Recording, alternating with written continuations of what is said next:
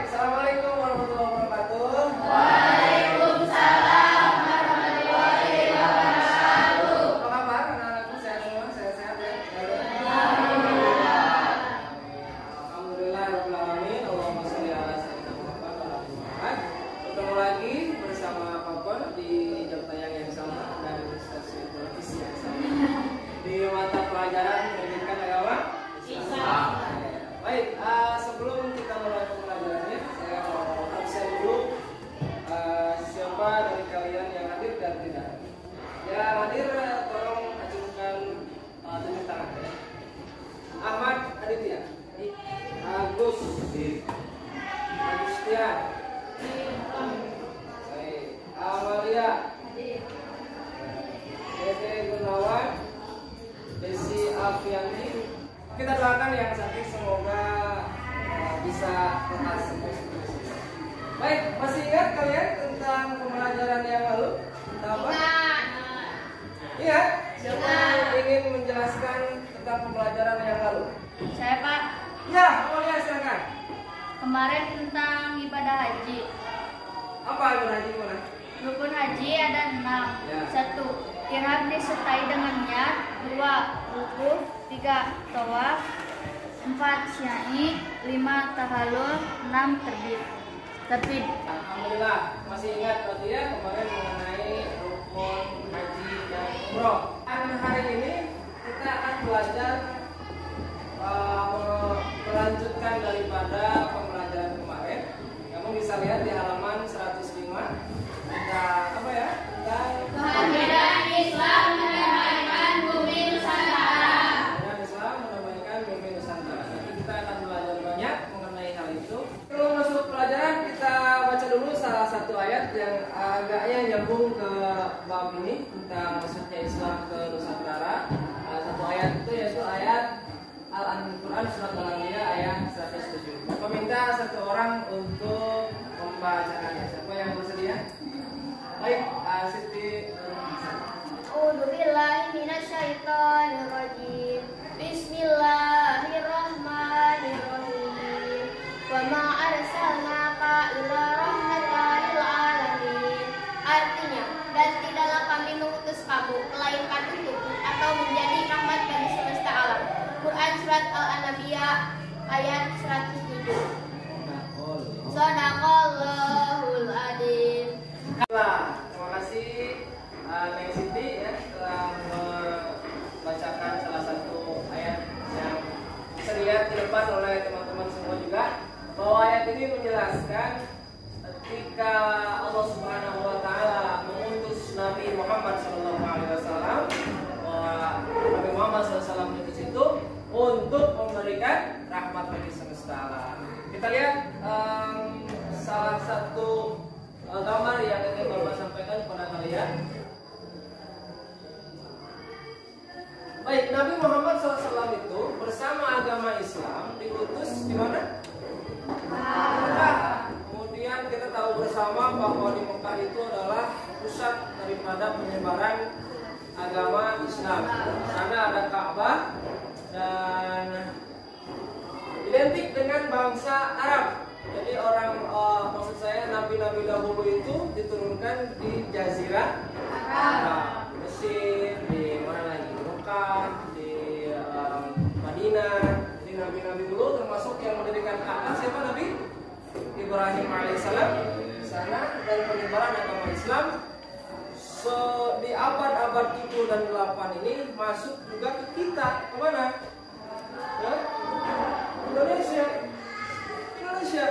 Padahal di Indonesia itu dulu masih Nusantara namanya ya. Padahal di Indonesia itu dulu ada banyak agama. Jadi di kita telah memeluk banyak agama. Salah satunya adalah apa ini? Borobudur agama apa ya?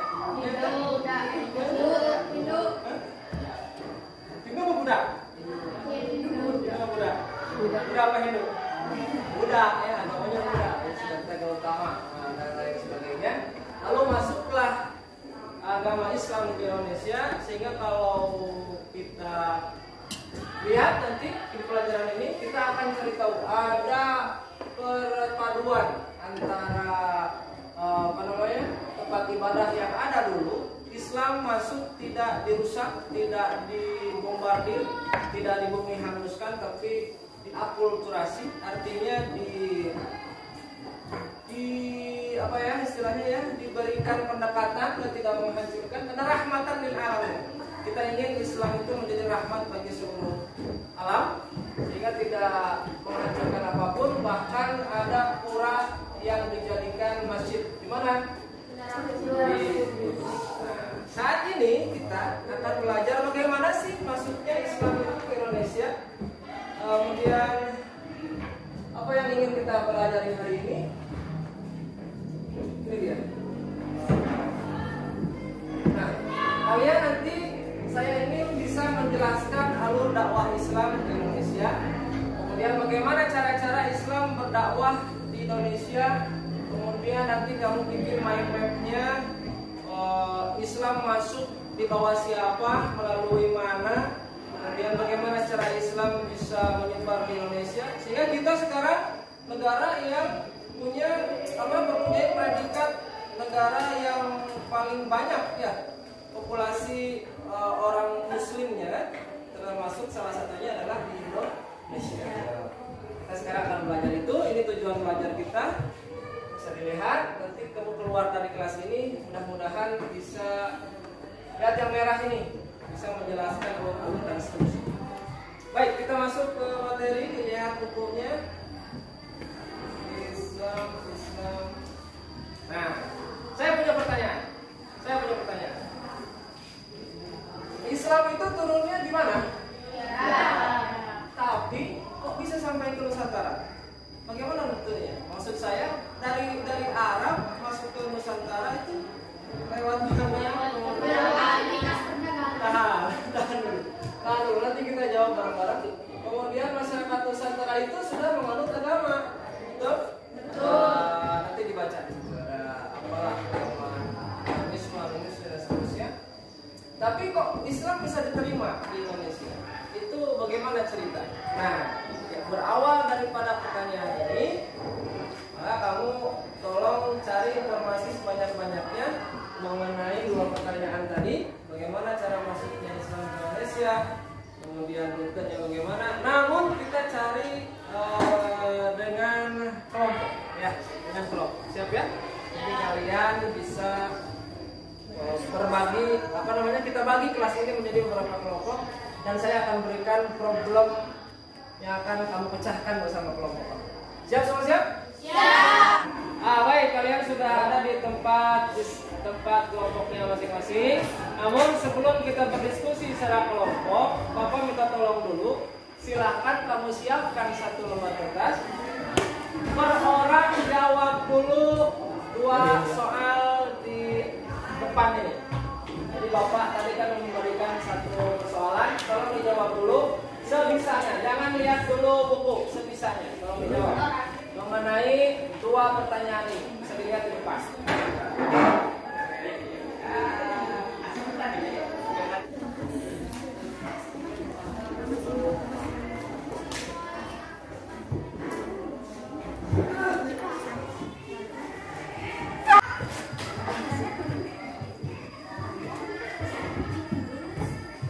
Baik, terima kasih sudah mengerjakan 2 pertanyaan dari Bapak dan sudah kita kumpulkan bersama. Selanjutnya kita akan berdiskusi mengenai 5 hal yang akan kita pelajari pada 2 jam dan ke depan ini. Apa yang harus kalian jawab? Bapak sudah siapkan pertanyaannya di depan kalian, di papan tulis. Coba lihat. Per kelompok kamu tolong diskusikan 5 pertanyaan atau 5 masalah yang sudah Bapak siapkan dan dituliskan ke dalam satu lembar kertas untuk nanti kita presentasikan bersama ya.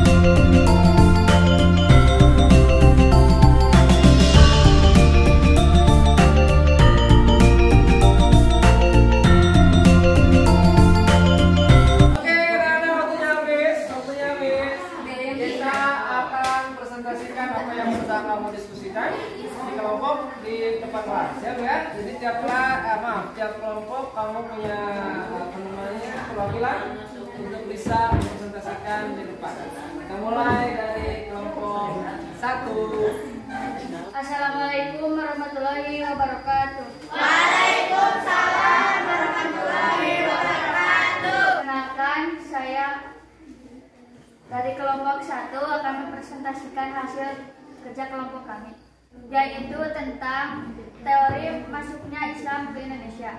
Teori Mekah. Menurut teori Mekah, proses masuknya Islam ke Indonesia adalah langsung dari Mekah atau Arab. Teori Gujarat. Teori Gujarat mengatakan bahwa proses kedatangan Islam ke Indonesia berasal dari Gujarat pada abad ke-7 Hijriah atau ke abad ke-13 Masehi. Teori Persia mengatakan bahwa proses kedatangan Islam ke Indonesia di daerah Persia atau Parsi. Teori Cina. Menurut teori Cina, proses kedatangan Islam ke Indonesia berasal dari perdagangan Cina. Ada yang ingin ditanyakan? Silakan, apa ada yang ingin ditanyakan dari kelompok yang lain? Saya izin bertanya. Ya, baik, silakan. Apakah dari 4 teori masuknya Islam ke Indonesia, apakah masyarakat Indonesia menerima atau tidak? Terima kasih atas pertanyaannya. Dari 4 teori tersebut, datang dengan damai dan diterima di masyarakat Indonesia. Baiklah, ada lagi pertanyaan dari yang lain? Tidak. Tidak. Baik, terima kasih. Tepuk tangan yang meriah untuk kelompok. Silakan kembali ke tempatnya masing-masing. Untuk kelompok 2. Assalamualaikum warahmatullahi wabarakatuh. Waalaikumsalam warahmatullahi wabarakatuh. Saya dari kelompok 2 akan mempresentasikan hasil dari kerja kelompok kami. Pertanyaan, cara Islam menyebar di Nusantara. Islam masuk di Nusantara melalui beberapa jalur. Contohnya jalur 1, jalur perdagangan. Para pedagang muslim menggunakan kesempatan untuk berdakwah menyebarkan agama Islam. Kawinan ada yang menikah dengan wanita pribumi, terutama putri bangsawan dan putri raja. Dan dari pernikahan itu mereka menghasilkan keturunan yang beragama Islam. Pendidikan Islam di beberapa wilayah Nusantara contohnya membantu seseorang untuk menyebarkan agama Islam. Umat Islam menjalin hubungan sosial yang baik dengan masyarakat Nusantara sehingga tercipta kebersamaan dengan masuk Islam. Ada beberapa kesenian, contohnya wayang kulit yang menjadikan sarana untuk menyebarkan ajaran Islam. Sekian presentasi dari kelompok kami. Apakah ada pertanyaan atau ada yang tidak dimengerti? Tidak. Kalau tidak, cukup sekian. Wassalamualaikum warahmatullahi wabarakatuh.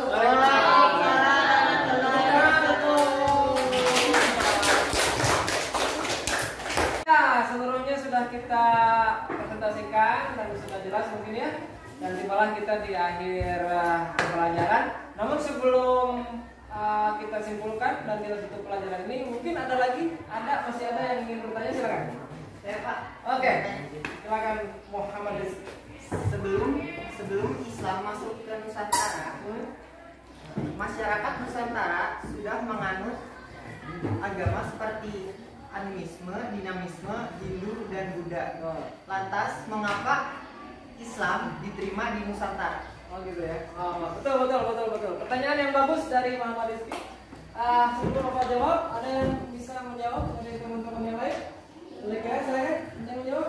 Pak, Boleh, silakan. Vina. karena Islam masuk dengan damai, tidak merusak apapun dan tidak menghancurkan apapun, sehingga mudah diterima oleh masyarakat Nusantara.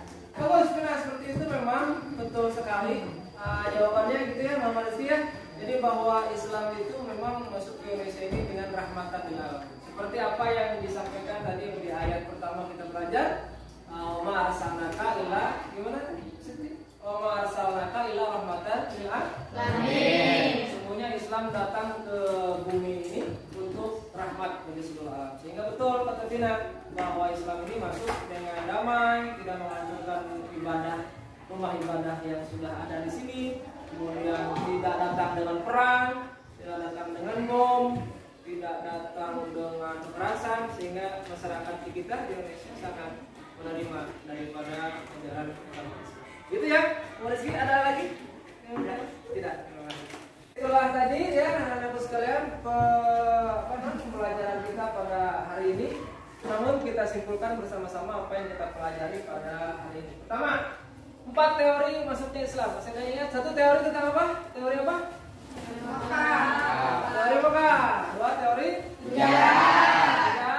Persia. Cina. Lalu bagaimana Islam datang dengan cara apa saja? Ayo. Perdagangan. Ayo, perdagangan. Perkawinan. Pendidikan. Hubungan sosial. Kesenian. Kemudian kerajaan-kerajaan Islam yang ada di Indonesia, tolong sebutkan apa saja? Kerajaan Samudra Pasai, Kerajaan Aceh, Kerajaan Demak, Kerajaan Panjang, Kerajaan Islam, Kerajaan Banjar, Kerajaan Wonosobo, Kerajaan Ternate, Kerajaan Tidore. Itu ya yang kita pelajari pada kesempatan hari ini. Kita akan belajar lagi mengenai Islam Nusantara ini. Islam masuk ke Nusantara, maksud saya dengan Wali Songo. Jadi besok kita akan belajar tentang Wali Songo, bagaimana 9 wali ini menyebar dan mengajarkan berdakwah dengan baik di Jawa khusus. Kita akan belajar itu besok. Namun untuk sementara karena waktunya habis, kita akan tutup pembelajaran hari ini. Tolong ditutup oleh kepala kelas. Sudah kita belajar membacakan doa dulu. Berdoa dimulai. Bismillahirrahmanirrahim. Wal asri innal insana lafi khusri illal ladzina amanu wa amilus solihati wa tawasau bil haqqi wa tawasau bis sabr. Sadaqallahul adzim. Bapak Guru beri salam. Assalamualaikum warahmatullahi wabarakatuh. Waalaikumsalam warahmatullahi wabarakatuh. Kita ketemu lagi di kesempatan yang lain ya. Dengan ini Bapak ucapkan mohon maaf jika ada kesalahan.